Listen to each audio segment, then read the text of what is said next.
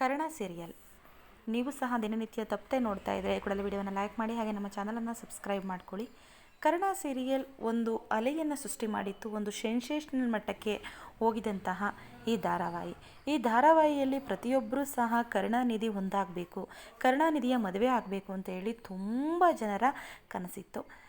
ಕರುಣಾನಿಧಿ ಮದುವೆ ಆಗ್ತಾನ ಅಥವಾ ನಿತ್ಯಾಳನ್ನು ಮದುವೆ ಆಗ್ತಾನಾ ಅನ್ನುವಂತಹ ಕನ್ಫ್ಯೂಷನ್.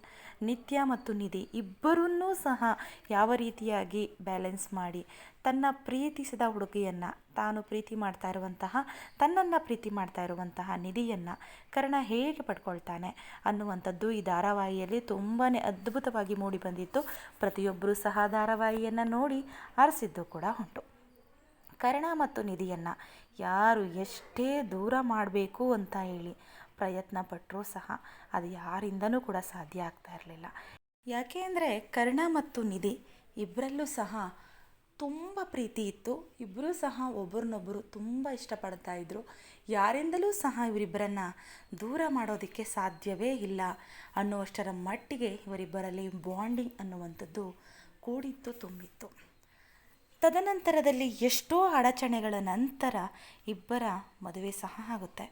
ಆದರೆ ಇಬ್ಬರ ಸಮ್ಮಿಲನ ಏನಿದೆ ಅದು ಈ ಸೀರಿಯಲ್ನಲ್ಲಿ ಆಗಿರಲಿಲ್ಲ. ಯಾಕೆ ಅಂದರೆ ಕರ್ಣ ಮತ್ತು ನಿಧಿ ಇಬ್ಬರೂ ಸಹ ಮದುವೆ ಆದ ನಂತರ ಸಾಕಷ್ಟು ಕಷ್ಟಗಳು, ಸಾಕಷ್ಟು ಸಿಚುವೇಶನ್ಗಳನ್ನು ಎದುರಿಸುವಂತಹ ಸಂದರ್ಭಗಳು ಇದ್ದೇ ಇತ್ತು.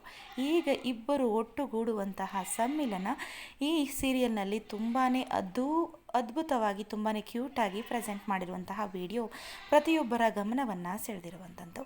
ಆಗ ಕರ್ಣ ಹೇಳ್ತಾನೆ ನಿಧಿಗೆ, ನಾನು ಇಷ್ಟು ದಿನಗಳ ಕಾಲ ನಿನಗಾಗಿ ನಾನು ಕಾದಿದ್ದೀನಿ, ಈ ದಿನ ನೀನು ನನಗೆ ಇನ್ನೂ ಕೂಡ ಕಾಡಿಸ್ಬೇಡ, ನನ್ನನ್ನು ನೀನು ಒಪ್ಕೋ ಅಂತ ಹೇಳ್ತಾನೆ. ಆಗ ನಿಧಿ ತುಂಬಾ ನಾಚಿಕೆಯಿಂದ ಹೊಡಿ ಹೋಗ್ತಾಳೆ.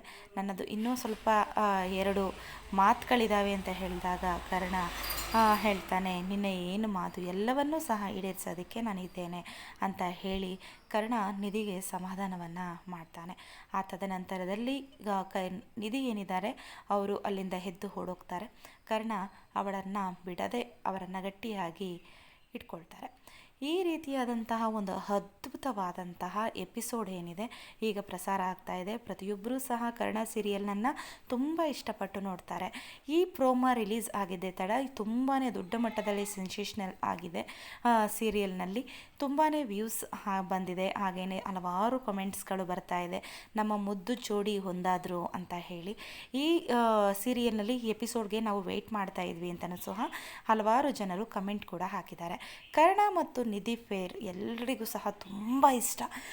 ನಿಧಿ ಪಾತ್ರವನ್ನು ಮಾಡ್ತಾ ಇರುವಂತಹ ಭವ್ಯ ಗೌಡ ಏನಿದ್ದಾರೆ, ಭವ್ಯ ಗೌಡ ಅವರು ಈ ಹಿಂದೆ ಗೀತಾ ಅನ್ನುವಂತಹ ಸೀರಿಯಲನ್ನು ಮಾಡಿ ತುಂಬ ಫೇಮಸ್ ಆಗಿದ್ದರು. ಅತ್ಯದ್ಭುತವಾಗಿ ಅದರಲ್ಲಿ ಪ್ರೆಸೆಂಟನ್ನು ಕೊಟ್ಟಿದ್ದರು. ತದನಂತರದಲ್ಲಿ ಬಿಗ್ ಬಾಸ್ಗೆ ಬಂದು ಕೊನೆ ದಿನಗಳವರೆಗೂ ಸಹ ಬಿಗ್ ಬಾಸ್ ಮನೆಯಲ್ಲಿ ಇದ್ದು ಒಳ್ಳೆಯ ಹೆಸರನ್ನು ಸಂಪಾದನೆ ಮಾಡಿದರು. ನಂತರ ಒಳ್ಳೆ ಪ್ರಾಜೆಕ್ಟ್ ಅವರಿಗೆ ಕೈ ಸಿಕ್ಕಿದ್ದೆ ಅವರಿಗೆ ಕರ್ಣ ಸೀರಿಯಲ್ನ ಮೂಲಕ ಮನೆಯನ್ನು ತಲುಪ್ತಾರೆ. ಪ್ರತಿಯೊಬ್ಬರಿಗೂ ಸಹ ಇಷ್ಟ ಆಗ್ತಾರೆ. ಕರ್ಣ ಸೀರಿಯಲನ್ನು ಮಾಡ್ತಾ ಇರುವಂತಹ ಕಿರಣ್ ರಾಜ್ ಇವರು ಸಹ ಕಲರ್ಸ್ ಕನ್ನಡದಲ್ಲಿ ಈ ಹಿಂದೆ ಒಂದು ಪ್ರಾಜೆಕ್ಟನ್ನು ಮಾಡ್ತಾಯಿದ್ರು, ಕನ್ನಡತಿ ಅನ್ನುವಂತಹ ಸೀರಿಯಲ್.